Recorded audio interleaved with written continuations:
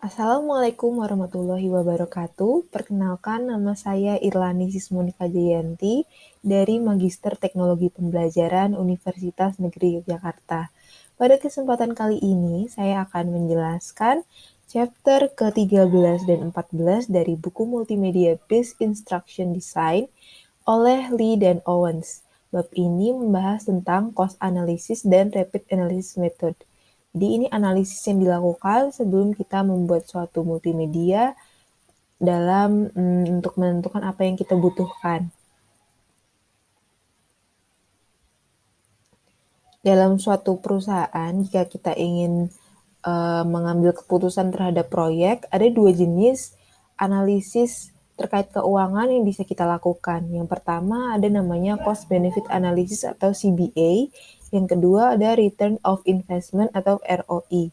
Perbedaannya adalah CBA digunakan untuk menentukan perlu atau tidaknya pengerjaan suatu proyek, sedangkan ROI adalah dilakukan setelah proyek ini selesai untuk menentukan benefit sesungguhnya. Nah, terlihat jelas ya perbedaan cost benefit analysis dilakukan sebelum kita mengerjakan proyek tersebut. Kita perlu menimbang apakah nanti worth it untuk kita lakukan atau tidak. Kemudian return of investment dilakukan setelah proyek itu selesai. Kita akan mengetahui benefit nilai sesungguhnya menggunakan cost analysis ROI. Kemudian proses-proses yang kita lakukan adalah yang pertama kita melakukan CBA terlebih dahulu, kemudian perhitungan terhadap ROI, dan terakhir pendokumentasian hasil. Berikut ini langkah prosedural yang dilakukan saat kita melakukan CBA. Yang pertama, kita perlu menghitung total cost yang kita perlukan, kita perkirakan, termasuk langkah assessment, desain, pengembangan, implementasi, hingga evaluasi. Kemudian kita bisa memperkirakan nilai benefit yang kita peroleh, dan kemudian kita bisa membagi antara perkiraan benefit yang dengan cost. Kemudian tuliskan CBA sebagai rasio. Nah, ini dicontohkan seperti jika kita menentukan nilai yang kita antisipasi dari pemecahan masalah, yaitu 1 juta, dan ternyata nilai sesungguhnya yang kita perlukan itu $100.000, maka nilai CBA-nya adalah $10. Jadi ternyata yang kita antisipasi itu $10 dari setiap $1 yang kita gunakan. Kemudian yaitu menentukan ROI setelah dilaksanakan solusi. Nah, langkah-langkahnya adalah menentukan jumlah net value, kemudian membagi total net value dengan total cost, kemudian kita bisa mengalikannya dengan 100%. Contohnya ini, ternyata profit yang kita dapatkan adalah 10 juta dan cost yang dibutuhkan adalah 1 juta. Nah, sehingga jika kita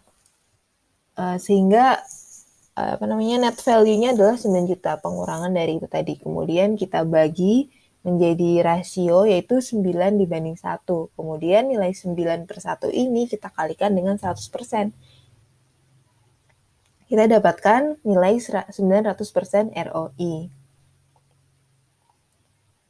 Kemudian hasil-hasil cost analysis tadi bisa kita dokumentasikan untuk kita presentasikan dengan menarik ke tim manajemen.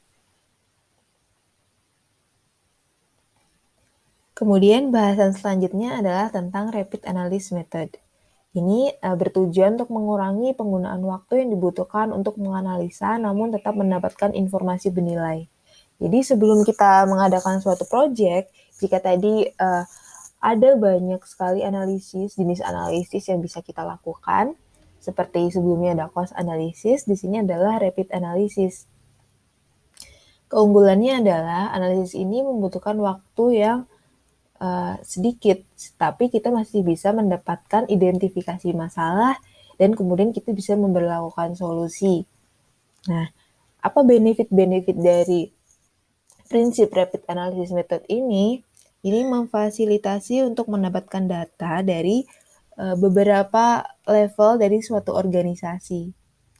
Jadi ini melibatkan manajemen dan karyawan. Kemudian ini mengidentifikasi gaps yang terjadi antara sebenarnya dan yang kita inginkan. Kemudian ini mengidentifikasi perbedaan persepsi antara beberapa level dari organisasi. Kemudian ini mengurangi siklus waktu yang dibutuhkan untuk menganalisis. Tapi, apa kondisi yang harus dipenuhi untuk melakukan rapid analysis method? Yang pertama, kita harus memiliki strategi yang tepat untuk melakukan proses ini. Kemudian, training and development function harus terlibat dan sadar dengan strategi yang terjadi pada operasi ini.